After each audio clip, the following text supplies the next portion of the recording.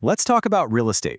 For some people, it's the absolute key to building wealth. But for a lot of others, it feels like this world of confusing hype and get-rich-quick promises. Well, today, we are going to cut right through all that noise. We're going to break down the actual no-nonsense playbook that serious investors use to build their wealth one smart move at a time. Okay, first things first. Let's just get this out of the way. You've seen those late-night infomercials, right? The gurus promising you can buy a dozen properties with zero money down? Let's be really clear here. That is a fantasy. Real, lasting wealth isn't built on flimsy promises. It's built on a solid, repeatable strategy. So, if the whole no money down dream is pretty much a myth, then what's the actual path forward? What's the real playbook that successful investors are following? That's exactly what we're about to map out, step by step. All right, our first section is all about a much-needed reality check. This is probably the most important shift in thinking you can make. You have to stop looking at real estate like it's some kind of lottery ticket and start seeing it for what it is, a business. It's a disciplined way to build wealth, not a shortcut. You know, it really comes down to two completely different mindsets. The hype is all about overnight riches and flashy promises. But the reality, where people actually build wealth, is about patient, long-term growth. It's all fueled by smart, careful financial planning. It's a marathon, not a sprint. And that brings us to a super critical point. Before you even think about looking at properties, you have got to get your own financial house in order. Seriously, the most important work of an investor starts long before you ever step foot in an open house. There are basically three pillars to getting financially fit for investing. First up, your credit score. A great score is the golden key that unlocks the best loans. Second, a solid budget. This proves to lenders, and more importantly, it proves to you that you can manage your money. And third, your savings. This is your war chest for that down payment. Nail these three, and you are officially in the game. Okay, once your finances are in good shape, it's time for the next move, because real estate is absolutely not a solo sport. You know, one of the biggest mistakes new investors make is trying to do everything themselves. You need a team of pros, a real A-team in your corner. Just think of this as your starting lineup. A great real estate agent finds you the hidden deals. A sharp loan officer gets you the best financing. A smart tax advisor helps you keep more of your money. And a good real estate attorney protects you from making some really costly mistakes. Don't even think about hunting for a property until this team is in place.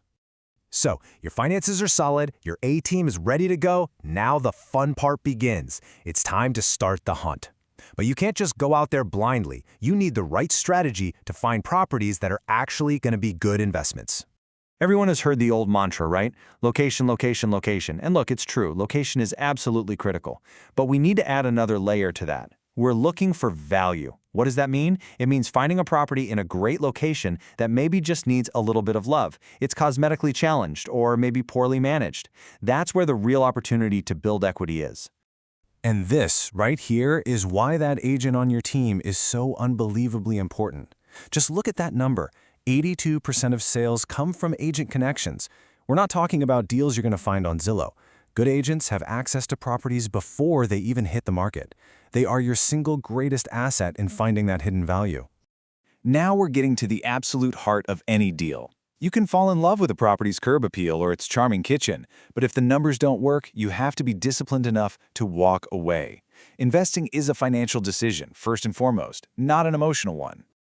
So what do the right numbers look like? Well, it all starts with a solid down payment. Aiming for 20 to 25% down is really the gold standard. Why? Because it unlocks the best interest rates from lenders, and crucially, it helps you avoid paying something called private mortgage insurance, or PMI.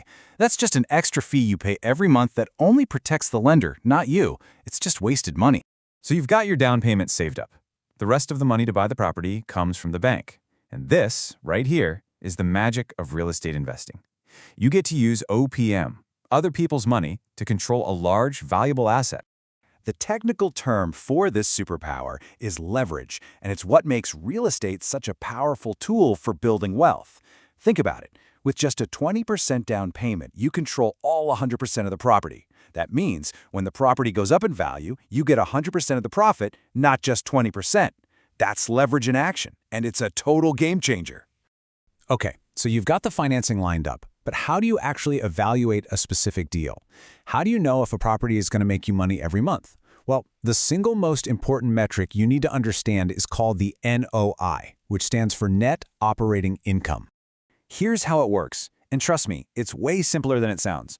You just take all the income the property brings in, so the total rent you collect. From that, you subtract all the core operating expenses, stuff like property taxes, insurance, and maintenance.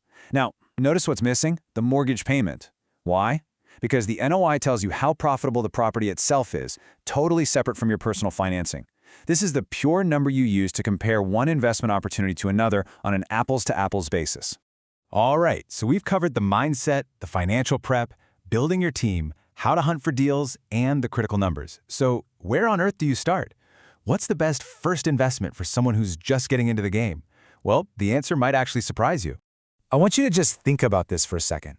You can't live inside of a stock certificate. You can't live in a bar of gold. But real estate has this unique dual purpose. It's an asset that can grow in value, and it also covers a basic human need: shelter. So what does this all mean for you right now? It means your first big deal might not be some random apartment building across town. For so many successful investors, the whole journey begins by simply buying a home to live in. You get a roof over your head, you get tax benefits, and you build equity over time. So the question I want to leave you with is this: could your journey as a real estate investor start right where you are?